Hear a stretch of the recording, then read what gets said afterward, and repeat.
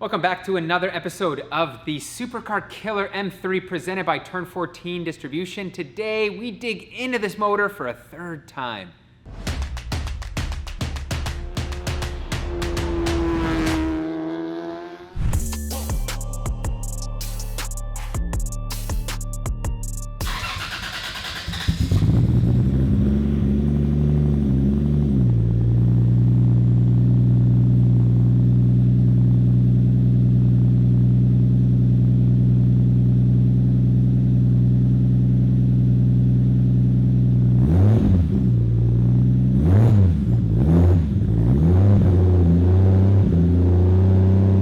You win some and you lose some, and as you guys just saw, we do have a valve seal problem.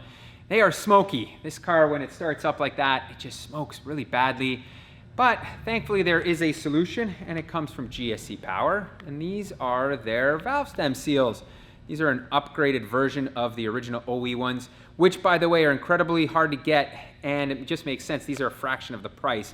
So unfortunately, I am gonna have to tear into the timing belt system. All this has to come off one more time to get at the cams and do this job. So without further ado, let's get to it.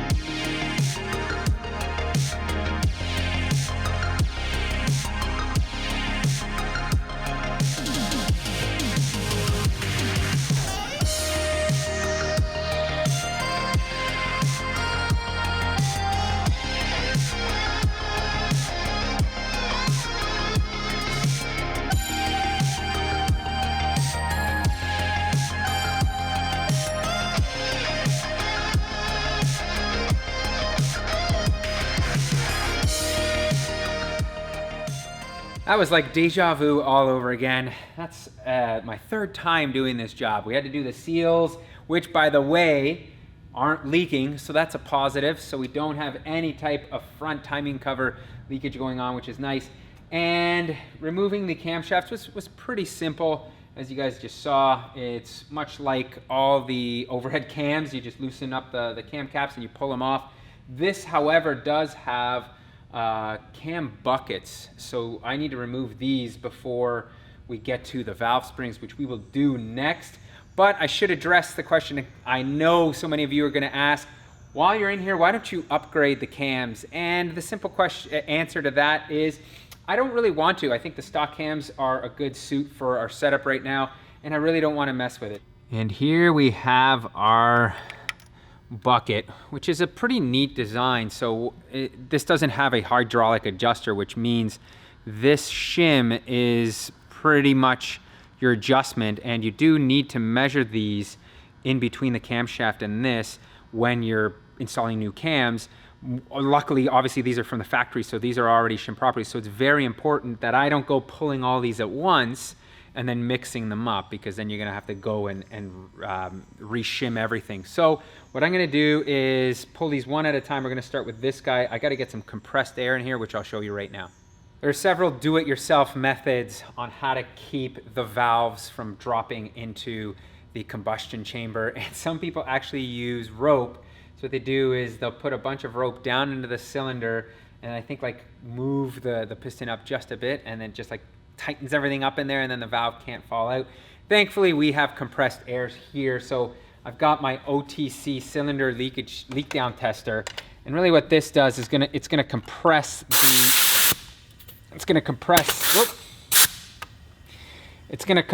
air in there and do somewhat of the same thing. And then what I did is I went out and purchased this valve keeper removal tool, and essentially all it does is you're gonna take this thing, put it on there, and then when you tap it, it catches the keepers with a magnetic tool that it's got built into it. So I think I'm gonna line this up. I've never used this before, guys, so let's see how this goes. And I think you just tap it. Nope, I think you gotta tap it harder than that. Oh, got some stiff valve springs there. Okay, so it got one. See one, but see, it's not sticking to it. What the heck? All right, now it is off. So usually I'd be very nonchalant and remove this, but now I'm gonna come in with my own little magnet tool here and hope that that, oh, it didn't come, oh yeah, it's out, okay. It's weird, it's like kind of sucking it up, but then it isn't. There we go, all right. See, this works, and then I try to put this onto here. Let's see. And the keeper just does not stick. It is not sticking. I mean, oh, you can see it like barely holds itself there. It's just so weird, puzzling. Now I'm going to remove the valve spring and grab a set of these specialty, I guess they're like round nose pliers, and go down here and yank out the valve stem seal. Just like this. Let's see if I can grab it.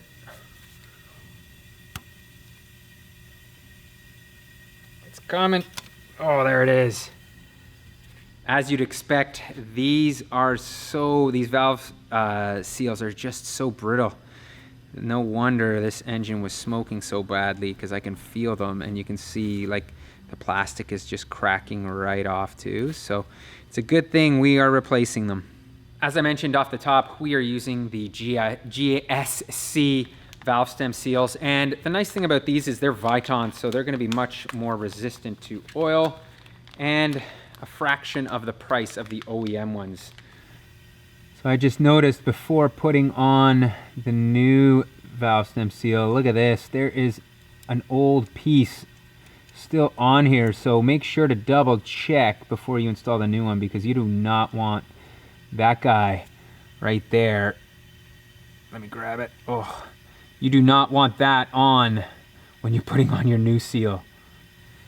Installation is pretty simple. What I'm going to do here is just slide the new Viton seal down there with my fingers, and then very gently use these pliers to push it down on there. You don't want to tear the Viton seal at all. You just want it to kind of seat nicely.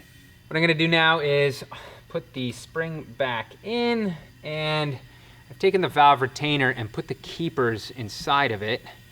And now I'm going to rest this whole piece like that and come back with my tool here. So if I push down by hand, this may just lock in. Oh, almost had it.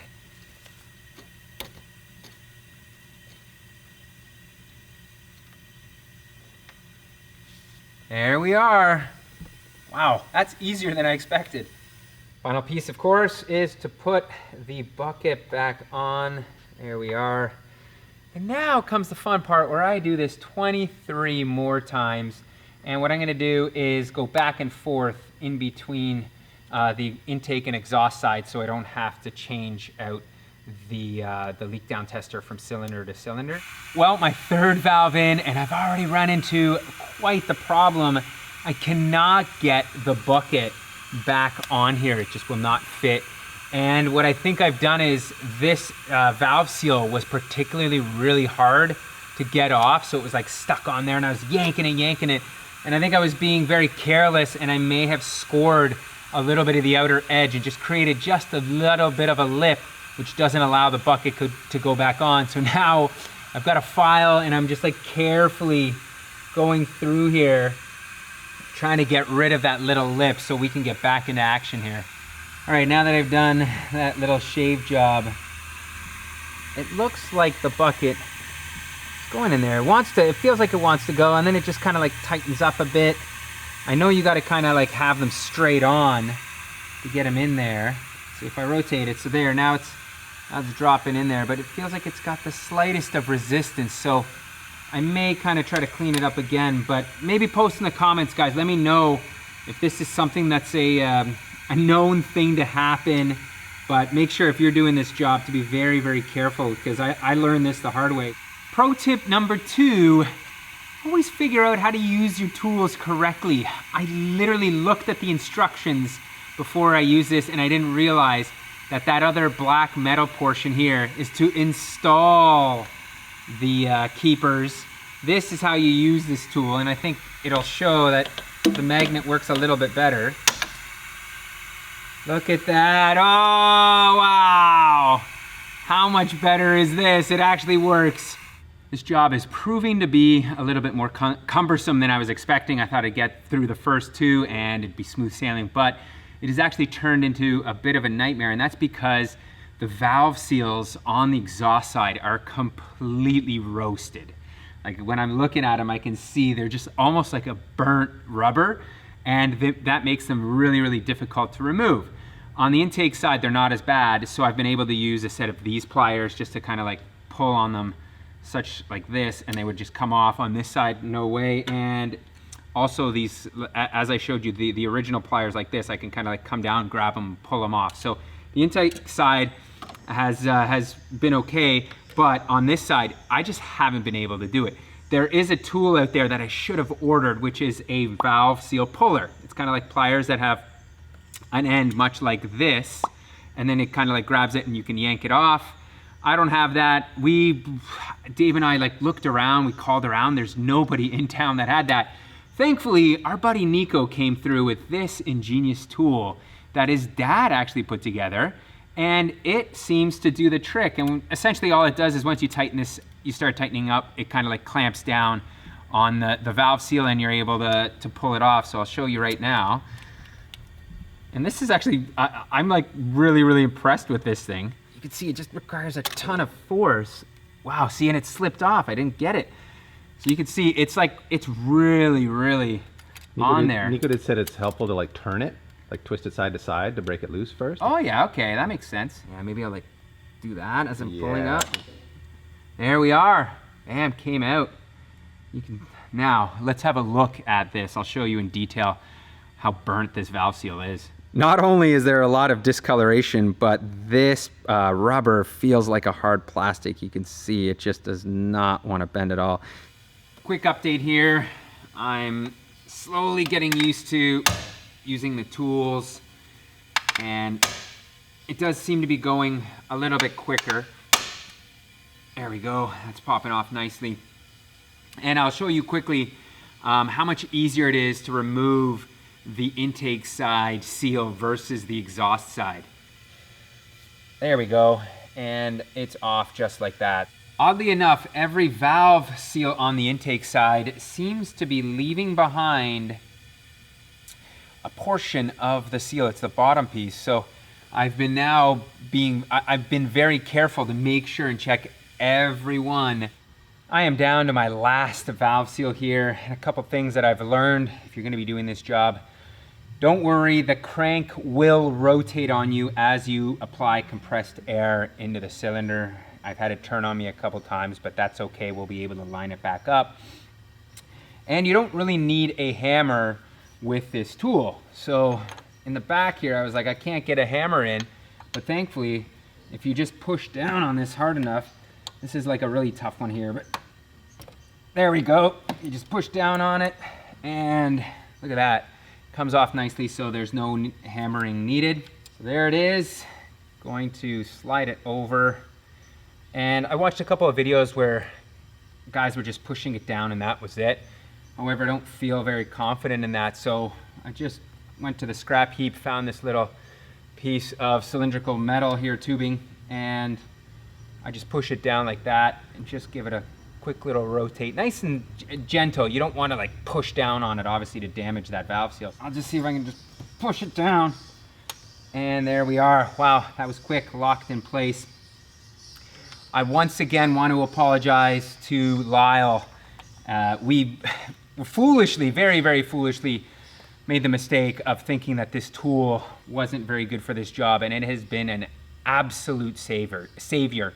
I could not have done it without it. As soon as I learned how to use it properly, it was absolutely awesome. So now comes the fun job of having to put this all back together.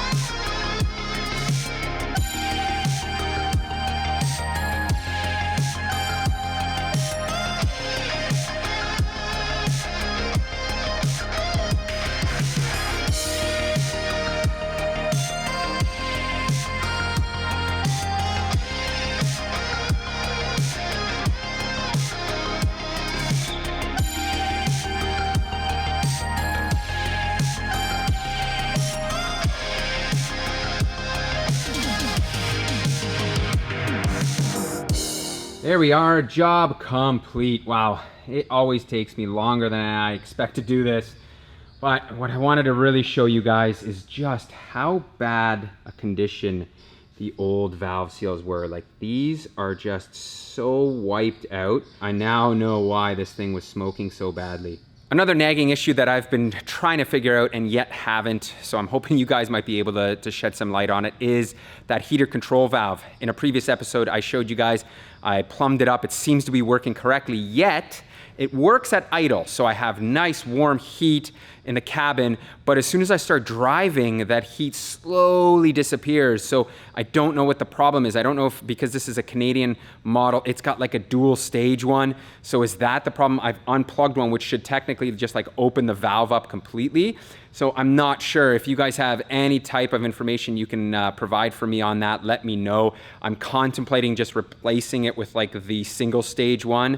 There's like instead of like the 2-motor one that I have right now, you go with one, and that might be the problem. I don't know, guys. Anyways, let me know in the comments what you think. I want to finish up one last thing in the engine bay before I start this thing up, and that is something simple. If you can see, I do have a light out. So one of the HID beams is out. When it comes to HID bulbs, not everything is equal. There are certainly cheap options and there are good options. And then there is, I think, the best value for quality, and that is a Morimoto HID bulb from the Retrofit Source. If you guys haven't heard of Retrofit Source, I don't know what rock you're crawling under, but they've been around for an extremely long time. I've known them for like almost a decade, and they are the go-to source for anything HID related. And that means if you're looking for doing a HID retrofit, or just like me, I needed a replacement. It may be hard to tell on the camera, but the light right here has more output, and it's just, I think, like slightly cooler. So it's definitely not blue. It's like that perfect white, where this one over here is yellower and doesn't have as much output. I'd love to show you behind me like what the pattern looks like, but I'd have to set up a whole wall and whatnot, and I don't think that's conducive to that. But trust me when I say, if you're looking for a replacement HID or an upgrade, definitely go with the Morimoto ones. One of the other things that's really been irking me is all the warning lights on the cluster. As you guys know, this was originally an SMG car, so we still have the SMG shift indicator lights. We do have a gear indicator light, and we have like tire pressure and traction control and all this jazz. So thankfully, Martin from ECU Works has reached out and said, hey, I can try to help you eliminate some of these things. So what he's gonna do is hook up to my laptop via TeamViewer, and then we're gonna go through, I think, using the Inpus software to try to get rid of some of this stuff. And Martin is in. We've got the software loaded, as you guys can see. And I think the first thing he is going to do is start sorting out the vehicle order, which I'm purely a noob at this software, guys, so I can't give you much information as to what he's doing, but we'll see if I can get him to talk us through some of this stuff. And he's saying if I watch the cluster, it's going to do its little thing and reboot, which is pretty neat. Oh wow, how cool. So there we are. The SMG is gone. Wow, Martin, you have done so much in so little time. I love it. Quick update here. Looks like the traction control light and that brake light are gonna have to stay on because there's no way to code it without actually having the DME in the car, unfortunately. But on the plus side, the TPMS sensors light is also off now, so Martin is working his magic. So that brings our session with Martin from ECU Works to a close. I'm super pumped he was able to turn off the SMG lights. That was my big thing. And he's still working on the airbag light.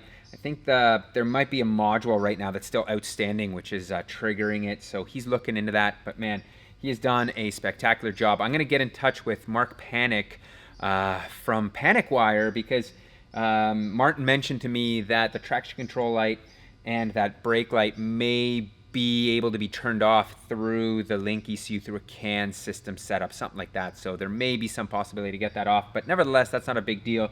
Like I said, my big thing was to get that SMG light off, and it is. So thank you, Martin. He probably spent about an hour with me through TeamViewer and doing that stuff. So I certainly appreciate the effort and work. And if you've got a 2J Swap BMW and you're looking to do the same thing with some of your cluster lights, give him a ring.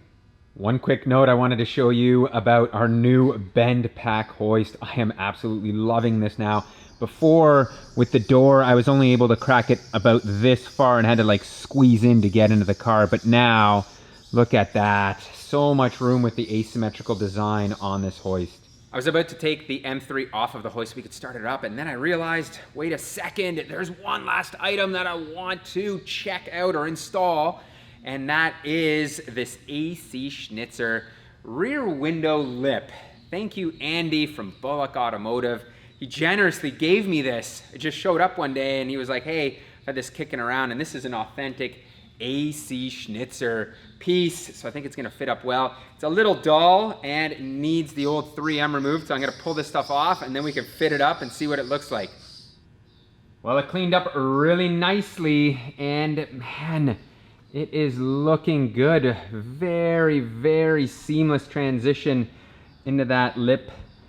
If you guys remember before, we had this like really cheesy one on there, and it was certainly a knockoff of this one, and it did not look as good. It did not fit so seamlessly. Like the roof line on this just comes across perfectly. So I don't know though. I'm very 50-50 on this, because I feel like it does break up the roof line. The clean look of this car is really what I went for with my original vision on this car, so I'm just not sure if I want to stick with the little lip there or not. Please post in the comments, let me know. Should I stick with it, or do you like it without it? And now the moment of truth. Let's see if this thing fires up and doesn't smoke.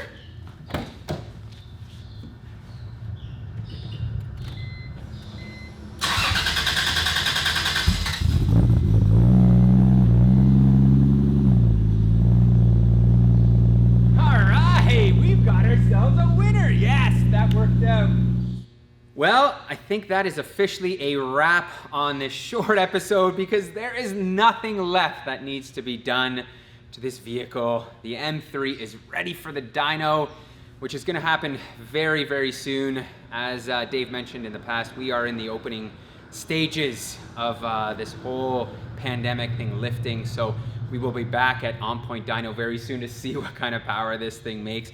However, I've kind of changed my ethos on you know, the whole supercar killer, make as much horsepower. I think what we're gonna do is make as much horsepower as you can still, because we know YouTube and the internet loves high numbers, but then I wanna be able to dial it back to a manageable level, because I've been doing a lot of research and whatnot, and making 600, 700 horsepower in a car like this on these tires and whatnot just doesn't really make a lot of sense to turn fast lap times and to be really enjoyable, unless you really push the setup, the envelope, and develop that. But from a street car perspective, I wanna find that perfect threshold. But yes, it still will be a supercar killer, do not worry. I'm waiting patiently to see what Dave has chosen for his supercar to battle me in. So it's gonna be happening very, very soon. As I said, thank you so much for watching. If you want any more information on any of the products used or the tools, by all means check the description. And I may have gotten you guys 10% off at the Retrofit Source, so if you're looking for any lighting needs, check them out. Birds chirping, yes, that is actually a fact right now. We have I guess a family of young little birds on the outside of our building, and it just seems to echo perfectly on the inside. And I've been listening to that for this entire video, and I'm sure it's not gonna go away soon, which begs the question, is it gonna drive me nuts?